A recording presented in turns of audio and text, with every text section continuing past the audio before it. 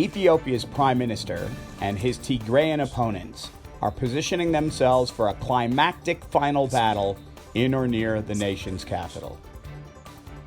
Elsewhere, international diplomats are frantically trying to avoid such an outcome.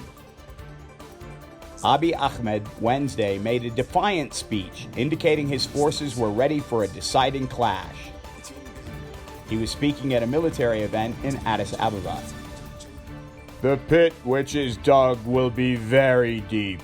It will be where the enemy is buried, not where Ethiopia disintegrates. We will bury this enemy with our blood and bones and make the glory of Ethiopia high again." Earlier, Ahmed declared a state of emergency in Ethiopia, giving him broad powers to arrest and mobilize young people to take up arms. Getachew Reda, the voice of the Tigrayan rebels, was not talking to journalists by satellite phone as usual, but he has been posting on social media. Abiy Ahmed's declaration of state of emergency cannot save his regime from collapse. It's, however, a carte blanche to jail or kill Tigrayans at will. While the regime is teetering on the brink of collapse, Abiy and his lieutenants are unleashing a reign of terror with a vengeance.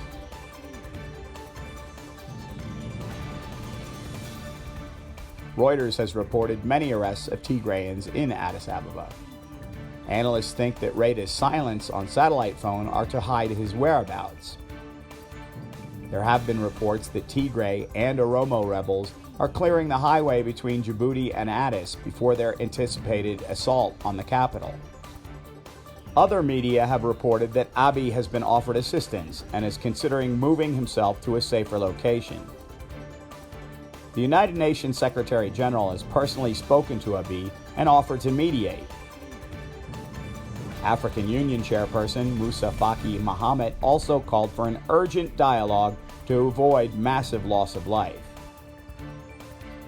U.S. authorities said they are dispatching Special Envoy Jeffrey Felton to Addis Ababa to try and find a solution. In the past, the Ethiopian government has refused negotiations with the rebels.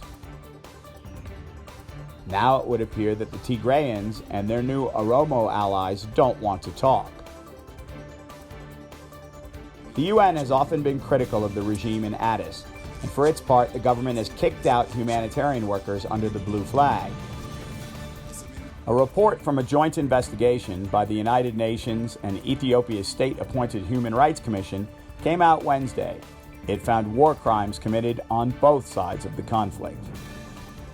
Kenya has said it is tightening border security, anticipating fighting or refugees spilling over, as has happened during previous conflicts throughout the region. ADN TV will post updates as the conflict in Ethiopia inches toward a catastrophic conclusion.